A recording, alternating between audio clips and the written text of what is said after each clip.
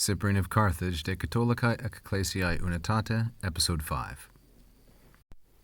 Ea est eis semper astutia, ea est circumveniendi homines, caeca et latebrosa fallacia.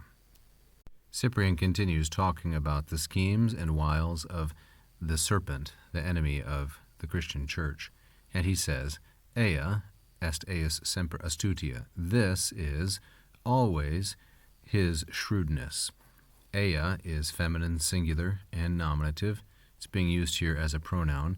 Its predicate is astutia in the same gender number case. So this is always his adroitness, his shrewdness. This is his caeca et latebrosa fallacia. Here again we have ea, feminine singular nominative, as the pronominal subject, and fallacia, feminine singular nominative also, the second predicate. And fallacia means cleverness or trickery or deceit. So this is his deceit, and it's modified by two adjectives, caeca et latebrosa. These are, of course, then feminine singular nominative to agree with fallacia, which they modify.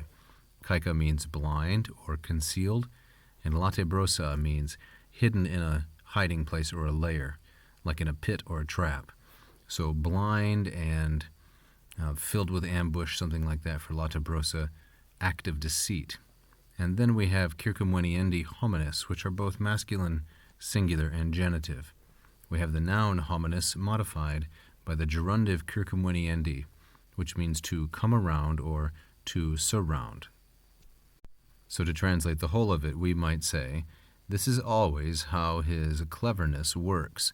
This is always how his blind and lurking or hidden trickery or deceit works for the surrounding or the ambushing of a person, of a man, circumveniendi homines.